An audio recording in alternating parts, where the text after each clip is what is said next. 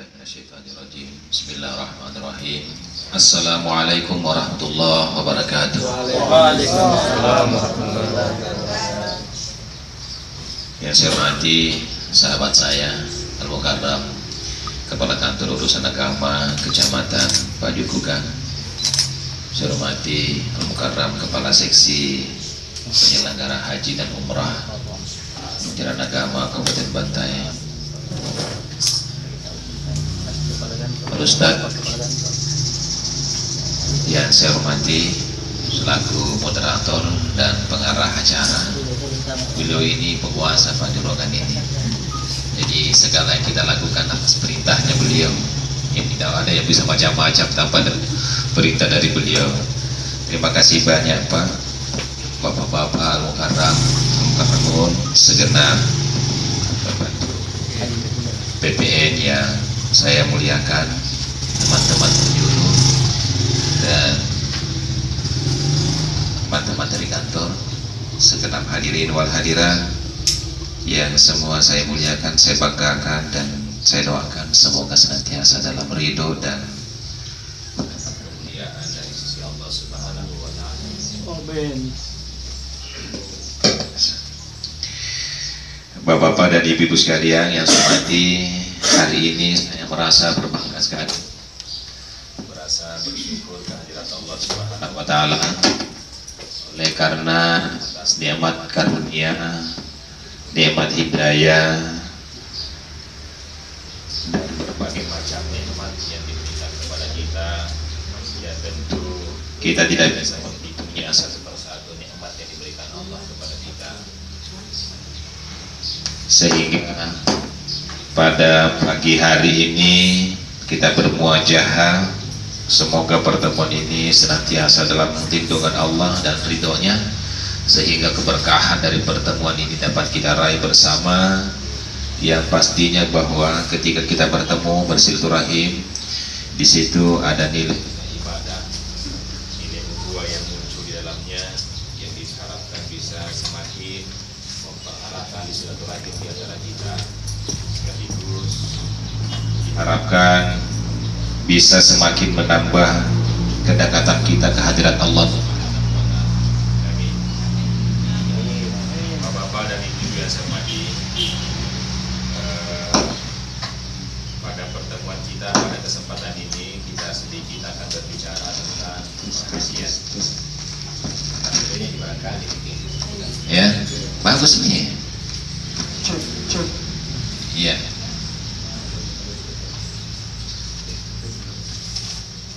Satu dua ini.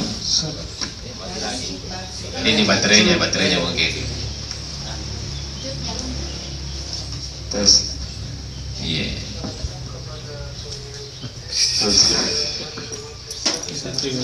Tes. List ataukah antrian terpanjang di Indonesia? Kita di Bantaeng, alhamdulillah bos sekalian, mudah-mudahan ini menjadi tolok ukur bahwa semakin besar minat masyarakat Bantaeng untuk mendaftar haji adalah tolok ukur bahwa keimanan dan ketakwaan masyarakat kita kehadirat Allah Subhanahu wa Ta'ala semakin meningkat. Tapi yang pasti bagus sekalian, dengan banyaknya pendaftar menjadi sebuah pertanda bahwa semakin tinggi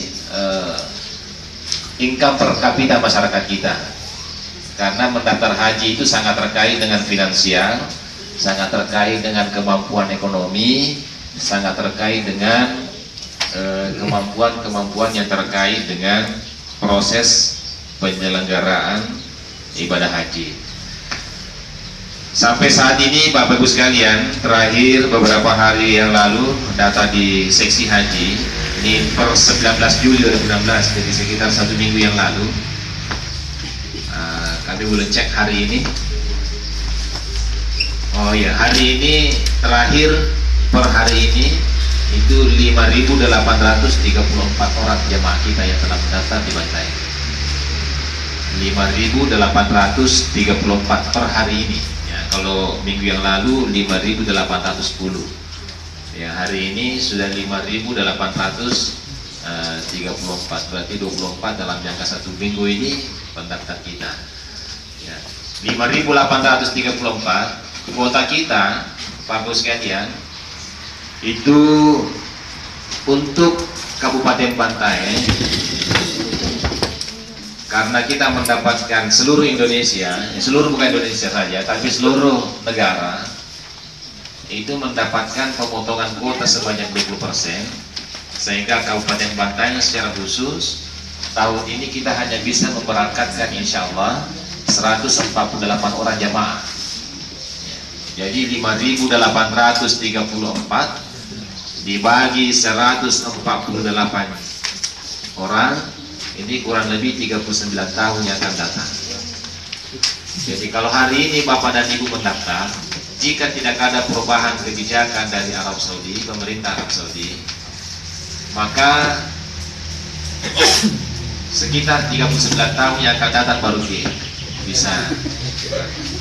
Kalau Pak Haji Arifuddin Kepala KUA usianya sekarang mungkin sekitar 45 ya. Kalau 45 umpamanya ditambah 39 tahun berarti dalam 63. Nah, belum Pak. Kalau masih hidup 44 itu kalau jalan Pak mungkin pakai tongkat nih. Dan mudah-mudahan kita doakan beliau kita sehat semua ya, sampai usia yang panjang dengan abang yang semakin baik. Bapak Ibu sekalian, dari sini kita bisa melihat bahwa ternyata animo masyarakat kita ini tidak surut. Ya, ini kita juga sosialisasi menyampaikan di mana-mana, tapi semangat masyarakat kita untuk mendaftar haji juga semakin tinggi, ya, semakin tinggi. Nah, ini juga karena proses antrian jamaah kita itu kalau di Sulawesi Selatan dibagi per kabupaten kota berdasarkan dengan jumlah masyarakat muslimnya di setiap kabupaten kota. Karena jumlah masyarakat muslim kita ini kurang lebih 200.000 orang di Kabupaten Bantaeng, maka kuota kita itu sekitar 200-an juga. Nah, tapi karena ada pemotongan, maka yang berangkat untuk tahun ini tinggal 184 orang, 148 orang. Dari 147 jamaah murni tambah 1 orang TPHD, jadi jumlahnya 148. Untuk tahun ini jamaah kita akan bergabung dengan Makassar dan Kabupaten Pindrang yang tergabung dalam kloter 2 embarkasi Sultan Hasanuddin Makassar. Insya Allah berangkat dari Kabupaten Bantaeng pada tanggal 9 Agustus 2016 menuju asrama Haji Sudiang. Nah, ini juga perlu dikitahin, tapi jamaah kita sudah tahu, tapi untuk kita pahami seperti ini sekalian. Yang menjadi tanda tanya di masyarakat kita yang biasa muncul pertanyaan adalah berapa biaya pendaftaran jamaah haji kita dan dikemanakan pemerintah biaya pendaftaran jamaah haji kita itu. Kalau sebelum tahun 2009 jamaah haji kita itu mendaftar sebanyak 20 juta rupiah. Nah, dengan keluarnya peraturan pemerintah sehingga sejak tahun 2009 itu berubah biaya setoran awal jamaah haji kita dan 20 juta menjadi 25 juta. Nah, sekarang ini biaya setoran kita 25 juta. Jadi kalau ada calon jamaah yang mau mendaftar, menyetor, nanti Pak Kasih Haji akan menjelaskan tentang sistem dan tata caranya. Yang ingin saya sampaikan pada kesempatan ini Bapak Ibu sekalian, bahwa 25 juta itu bukan uang sedikit Pak. Kalau di Kabupaten Bantaeng saja 5.800 ini dikali 25 juta itu banyak sekali, dan mungkin kita tidak pernah lihat uang sebanyak itu. Kalau dikasih masuk di koper mungkin tidak muat, atau kalau satu malam kita mau hitung mungkin tidak cukup waktu untuk menghitungnya, apalagi dikali se-Indonesia. Maka ini tentu hitungannya triliunan Bapak sekalian, banyak sekali. Dari semua bapak-bapak dan ibu sekalian, dana ini tentu tersimpan di kas negara yang dalam hal ini dikelola oleh Kementerian Agama, yang peruntukannya diperuntukkan untuk jamaah haji kita. perlu dipahami bapak-bapak dan ibu sekalian bahwa setoran kita 25 juta itu tentu mengendap. Kalau kita simpan di bank, didepositokan, maka tentu ada bunganya. Nah, tapi karena sistem penyelenggaraan ibadah haji kita melalui setoran awal yang kita setor itu dikelola, diupayakan dengan cara sistem syariah, maka yang dikenal adalah optimalisasi pemanfaatan dari biaya setoran haji dengan sistem bagi hasil. Jadi bapak-bapak ibu sekalian, hasil manfaat dari 25 juta yang disetor jamaah haji kita sejak tahun 2009 itu untuk 25 juta, dan ada juga tahun sebelumnya tentunya. Bapak-bapak dan ibu sekalian, sejak 2008 ya Pak. Ya, sejak 2008 itu sudah mulai ada setoran awal. Ya. Oh, 2010 baru mulai setoran 25 juta. Bagus sekalian, dari jumlah setoran jamaah haji kita ini yang sering muncul di masyarakat kita pertanyaan, weh kaya sekali itu Kementerian Agama karena banyak uangnya. Ya, ini yang perlu kami jelaskan kepada kita tentang biaya-biaya yang dikeluarkan dalam proses penyelenggaraan ibadah haji. Bapak-bapak dan ibu sekalian, dalam proses penyelenggaraan ibadah haji ini ada dua macam jenis biaya yang dikeluarkan ketika jamaah haji kita akan melaksanakan ibadah haji dengan dana yang dikelola oleh pemerintah melalui saluran awal itu. Yang pertama bapak sekalian, ada yang disebut dengan biaya langsung, dan yang kedua ada yang disebut dengan biaya tidak langsung atau direct cost dan indirect cost. Direct cost itu adalah biaya langsung yang dibayar oleh jamaah sebanyak 25 juta itu diperuntukkan untuk 3 pembiayaan. Yang pertama bos sekalian, yang 25 juta itu diperuntukkan untuk 3 pembiayaan. Yang pertama adalah untuk biaya penerbangan. Jadi biaya penerbangan kalau jamaah kita dari Sulawesi Selatan, tentu dari embarkasi Sultan Hasanuddin Makassar sampai ke Mekah, Madinah, hingga kembali lagi ke tanah air. Ya, itu kurang lebih 25 juta biaya tiket.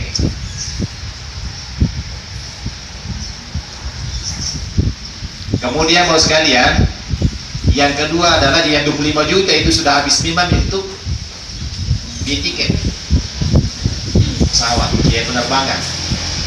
Yang kedua adalah biaya pemondokan di Mekah. Biaya pemondokan di Mekah itu kurang lebih 4 juta. Kalau dinilai dalam nilai rupiah, tapi ini beragam tentunya sesuai dengan jenis dan tingkat fasilitas serta kedekatan antara Masjidil Haram dengan Masjid Nabawi dengan pemondokan atau hotel yang tempat jamaah, beragam. Kemudian yang ketiga adalah living cost. Living cost adalah biaya uang saku yang diberikan jamaah kita untuk digunakan di sana untuk kebutuhan sehari-hari, dan juga biasa diperuntukkan untuk pembayaran biaya kurban ataukah biaya dam bagi jamaah haji kita. Itu jumlahnya adalah untuk tahun ini 5.377.000 rupiah. Dari jumlah ini bapak sekalian, ini tentunya kurang lebih 35 juta. Ditambah tentu biaya-biaya lain yang sifatnya administratif, yang sehingga jika dijumlah seluruh pengeluaran jamaah haji kita dari seluruh Indonesia ini, maka DPR memutuskan bahwa pembayaran jamaah haji kita untuk tahun ini ditentukan sekian dengan melihat 3 komponen pembiayaan ini.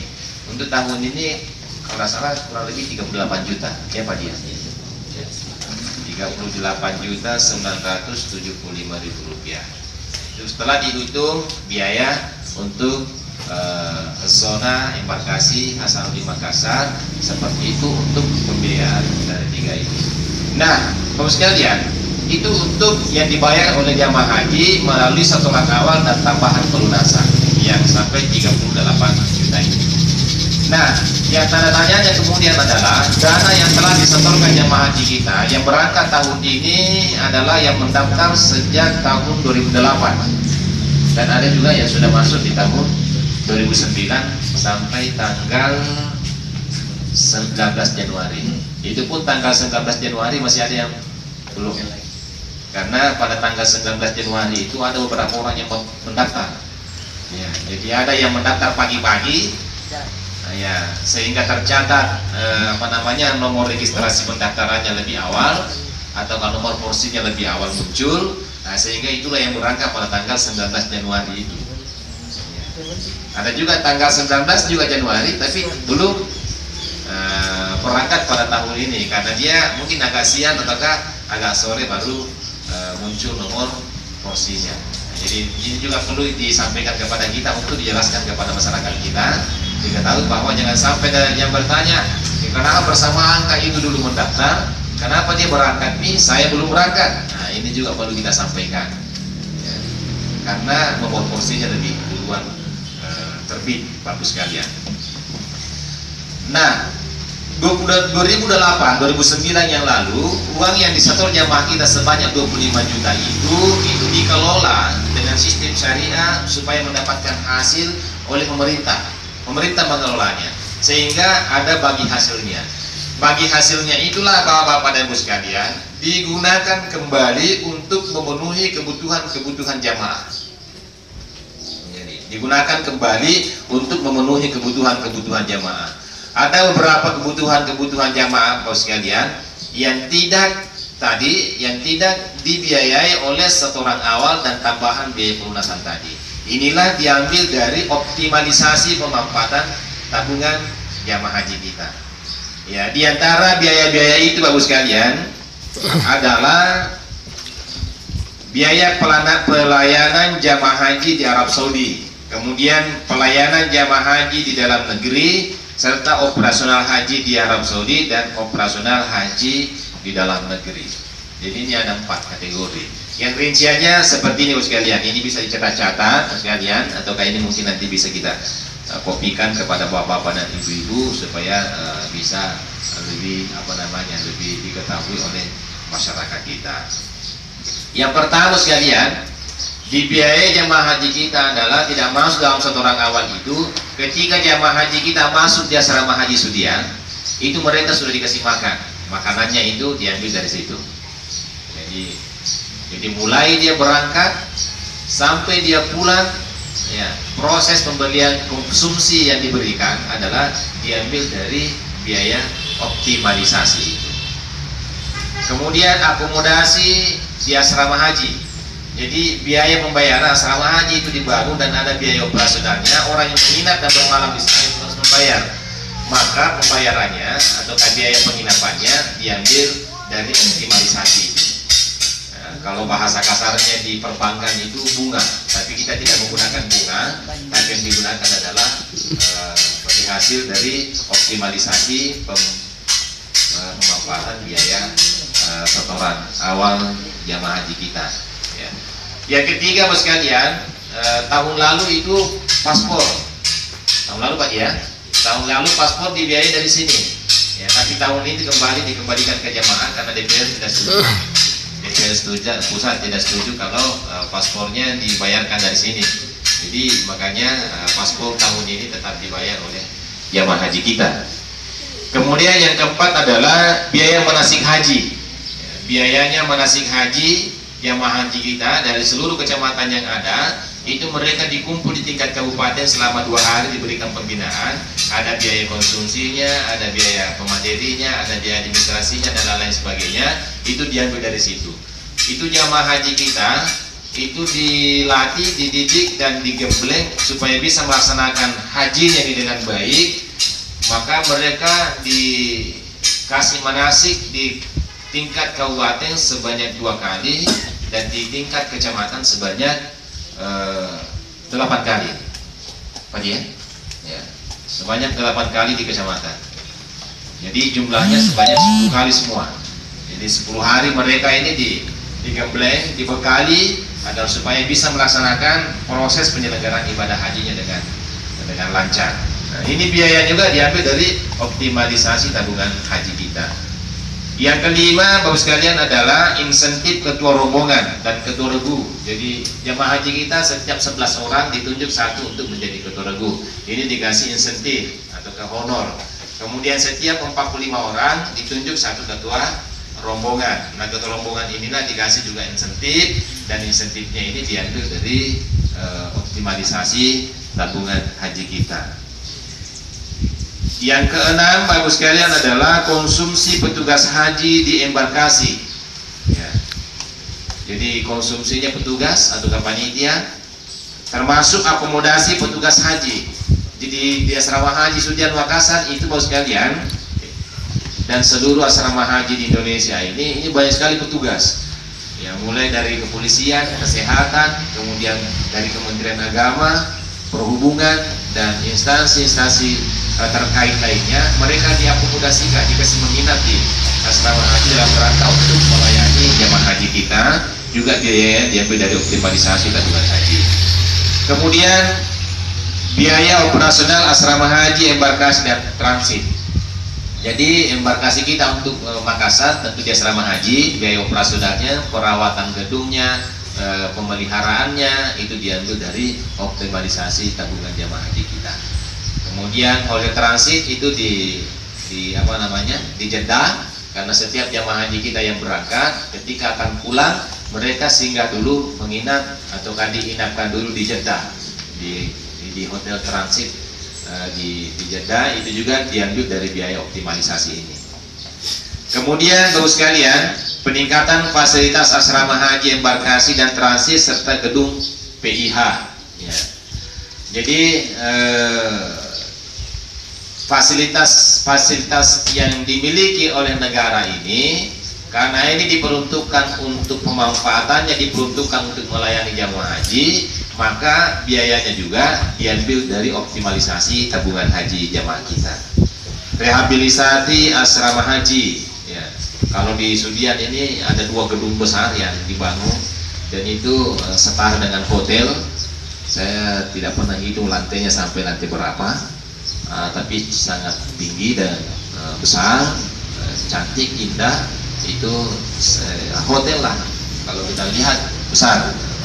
Bagus sekalian, dan tentu diambil dari sini juga, karena juga nanti ini hotel ini dibuat dalam rangka untuk memberikan pelayanan yang terbaik supaya jamaah kita menjadi enak, menjadi nyaman, aman di dalam pelaksanaan ibadah hajinya ketika menginap di hotel itu di asrama haji. Kemudian biaya lain adalah pengadaan seragam petugas. Jadi petugas haji kita yang berangkat, mulai petugas kloter, kemudian petugas non kloter. Petugas kloter itu adalah petugas yang menyertai jamaah berangkat. Kalau non kloter adalah petugas yang sudah menetap baik di Jeddah, di Madinah maupun di Makkatul Mukarramah. Kemudian biaya pemantapan ketua regu dengan ketua rombongan. Jadi ketua regu dengan ketua rombongan itu dikumpul, kemudian diberikan pembekalan supaya bisa melaksanakan tugasnya selaku ketua regu dan ketua rombongan. Kemudian sistem informasi pelaksanaan haji. Nah, ini juga ada biayanya, tentunya diambil juga dari sini. Kemudian biaya pengelolaan badan penyelenggara ibadah haji. Ya. Tahun ini untuk setiap kabupaten kota itu sebanyak 14.100.000. Kemudian operasional penyelenggaraan haji. Ya, tahun ini juga untuk Sulawesi Selatan setiap kabupaten kota mendapat biaya 8 juta rupiah. Kemudian biaya inventarisasi barang milik haji. Ya. Bapak-bapak dan ibu sekalian, inilah pembiayaan-pembiayaan yang tidak diketahui oleh masyarakat kita. Ya, yang tidak diketahui masyarakat kita, sehingga jika dikelola dan dijumlah secara keseluruhan, jumlah biaya penyelenggaraan ibadah haji kita itu tidak dibawanya dari 60 juta biaya mereka. Nah, ini sungguhnya masih sangat murah, Bapak sekalian. Tapi yang dibayar masyarakat kita ketika tahun ini berangkat hanya 38 juta sekian. Jadi selebihnya itu diambillah dari biaya optimalisasi itu. Bapak-bapak dan ibu-ibu yang saya hormati, ini tentang pembiayaan. Yang perlu dipahami bahwa supaya masyarakat kita tidak curiga dengan pemerintah, jangan sampai pemerintah ini mengambil keuntungan, ataukah orang-orang yang terlibat dalam tugas-tugas penyelenggaraan ini mengambil keuntungan dari biaya setoran jamaah haji kita. Ini yang kita jelaskan supaya menjadi terang di masyarakat kita, supaya tidak menimbulkan kecurigaan sekaligus dosa di tengah-tengah kita semua karena ketidaktahuan ataukah ketidakpahaman masyarakat kita. sekalian. Nah, kalau kita bandingkan juga dengan penyelenggaraan ibadah haji khusus atau ONH plus yang kita kenal selama ini juga perlu kami beri penjelasan sedikit kepada bapak-bapak dan ibu-ibu. ONH plus kita itu sama dengan reguler proses pendaftarannya, dan sampai saat ini antriannya jamaah haji kita untuk yang ONH plus itu sekitar 7 tahun. Jadi biar ONH plus menunggu juga Pak. Jadi kalau ada yang menjanjikan langsung membayar tahun langsung berangkat, maka itu perlu tanda tanya besar. Ya, waspadalah. Waspadalah, sekalian. Tanda tanya besar itu. Karena kenapa? ONH plus itu juga punya kuota. Nah, punya kuota. Kuotanya ONH plus itu Bapak sekalian, itu 13.600. Ya, untuk tahun ini. Ya, dari 18.000 untuk Indonesia kan, bukan hanya pantai ini. 18.000 kuotanya kalau normal, karena mendapatkan pemotongan 20%, maka 13.600 sisanya se-Indonesia. Jadi untuk tahun ini 13.600 saja yang bisa berangkat melalui ONH plus. Nah, Bapak perlu tahu berapa dibayar kira-kira kalau mau bayar kalau ONH plus. Yang kita dengar, iya, di atas 100. $8.000 ya. Nah, itu di atas 100 juta. Iya. Kalau 120 juta 7 tahun yang akan datang juga berangkatnya. Ya. Tapi kalau ini reguler kita, karena dimanfaatkan tabungannya masyarakat kita, sehingga sangat murah. Ya, hanya 34 juta yang dibayar. 38 juta, bayangkan 120 juta dibandingkan dengan 38 juta. Kira-kira mana yang lebih murah? Tentu reguler. Jumlah harinya berapa hari? Kalau reguler itu kita akan dibiayai dengan bukan pemerintah biayai kita, tapi pemerintah yang menyelenggarakan adalah kurang lebih 42 hari sekalian sejak kita berangkat hingga kembali ke rumah. Ya, ONH plus itu rata-rata 30 hari kurang lebih. Ada yang di bawahnya, ada di atasnya sedikit.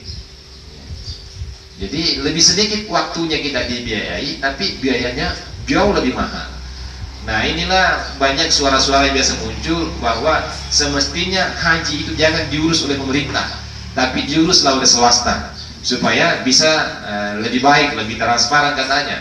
Kalau diurus oleh swasta, maka otomatis orientasinya itu bisnis oriented ataukah orientasi bisnis. Jadi yang muncul di hitungannya pengurusnya itu adalah bagaimana mendapatkan keuntungan sebanyak mungkin, tentu dengan layanan yang baik tentu. Ya. Nah, ini Bapak sekalian, jadi memang sangat jauh selisihnya Mas sekalian, sangat jauh selisihnya layanan-layanannya.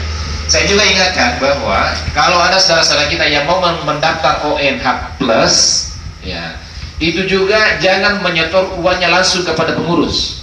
Jadi ada pengurusnya datang dan minta ke kita, kasih maka uang, nanti saya daftar, jangan. Tapi lebih baik minta dia temannya ke bank, setor langsung pada kas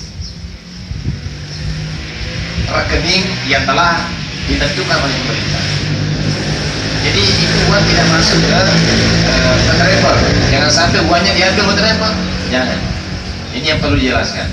Ini banyak tertipu masyarakat kita karena uangnya di store ke travel, katanya nanti kami yang akan daftarkan, uruskan, sehingga ini banyak jamaah kita yang sudah beberapa tahun menunggu tidak jadi-jadi berangkat, bahkan yang mendaftar reguler mereka sudah berangkat, dia belum berangkat pada dia mendaftarnya ONH plus. Kenapa? Karena uangnya tidak sampai. Jadi datang ke bank, tempati kita akan ada juga slipnya, ada apa namanya, semacam belangko setorannya itu diisi dan kita mendapatkan nomor kursi. Jadi kalau tidak mendapatkan nomor kursi bos sekalian, berarti kita belum terdaftar di ONH plus. Jadi harus mendapatkan nomor apa? Nah, nomor kursi bos sekalian. Ini perlu kita jelaskan ke masyarakat kita supaya masyarakat ini paham, jangan sampai ada yang di apa istilahnya itu ditipu oleh orang-orang yang tidak bertanggung jawab. Demikian juga umrah. Ya.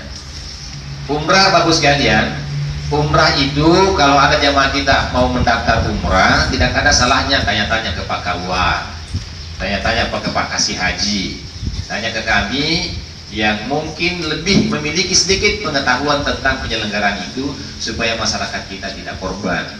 Karena banyak ini terjadi, Bapak sekalian, masyarakat kita sampai di bandara ternyata tidak bisa naik pesawat. Sampai di Jakarta dikasih ingat 2 hari 3 hari baru. Yang ketiga, Bapak sekalian, dipastikan adalah pesawat yang akan ditumpangi untuk berangkat ke Arab Saudi. Pesawat apa, nomor penerbangannya berapa, jelas ada tiket pesawatnya. Jangan sampai tiket-tiketan. Tiket itu bisa dibikin-bikin sekalian. Dicek dengan baik. Dicek pesawat nomor berapa penerbangannya, berangkat tanggal berapa, jam berapa, dari mana ke mana, pulang dan pergi. Pergi dulu baru pulang. Sekalian, jangan sampai hanya sama pergi saya tidak ada pulangnya. Cantik istri tadi belakang. Sekalian, ini yang ketiga. Ini yang ketiga sekalian. Yang keempat, jelas hotelnya. Ya. Jelas di mana dia diinapkan. Jangan sampai ada minim 3, ada tiketnya, ada izin operasionalnya, ada apanya tadi yang ketiga? Bisa. Kisahnya, tapi sampai di sana tidak ada tempat menginapnya. Dikasih menginap saya terus di masjid. Ini tidak boleh. Harus jelas ada tempat menginapnya. Hotelnya jelas. Dan hotel itu sudah online, Pak. Bisa kita cek. Kalau sudah dikasih lagi ini hotel, cek lagi. Ada itu nomor teleponnya, bisa dicek. Ya, tapi bahasa Arab Ki. Karena kalau bahasa banyak orang kita kenal gitu. Mas sekalian. Nah, Mas sekalian, tapi kalau sudah ada itu semua, maka yang kelima adalah jadwal penerbangan umrahnya itu berapa, dan pastikan juga ada pembimbing yang akan membimbing kita. Jangan sampai yang mengantar kita adalah orang yang tidak mengerti tentang seluk-beluk pelaksanaan umrah. Ya. Jadi jangan sampai pedagang yang ngantar kita. Ya, sudah bagi ngantar pergi mata wape, jangan dulu kita masai, pergi dulu cari barang-barang. Di sana banyak cerek dijual, di sana banyak cincin dijual, di sana banyak pudung bagus dijual, ada model baru saja ada di sana, ada anting-anting, ada emas dan lain sebagainya. Jangan. Kenapa? Karena tidak mengerti tentang proses itu. Jadi harus pastikan yang akan menemani kita adalah orang yang betul-betul memahami tentang seluk-beluk pelaksanaan ibadah umrah. Nah, ini yang perlu kita jelaskan kepada masyarakat kita. Ya. Bapak-bapak dan ibu-ibu, saudara-saudara sekalian, dan orang tua saya yang saya hormati, ini proses yang perlu untuk kita pahami agar supaya bisa kita bapak-bapak dan ibu-ibu diharapkan bisa membantu memberikan penjelasan kepada masyarakat kita. Saya kira ini Pak informasi penting yang saya sampaikan, dan jika ada hal yang perlu kita tanyakan, kita bisa berdialog, dan jika saya mampu menjawabnya, insya Allah saya akan upayakan untuk menjawabnya. Tapi kalau saya tidak tahu, insya Allah saya akan mengatakan tidak tahu dan berusaha untuk mencari jawabannya. Mungkin saya bisa dibantu Pak Kasih Haji, dibantu Pak Kepala KUA untuk memberikan penjelasan kepada kita semua, karena namanya pengetahuan itu katanya orang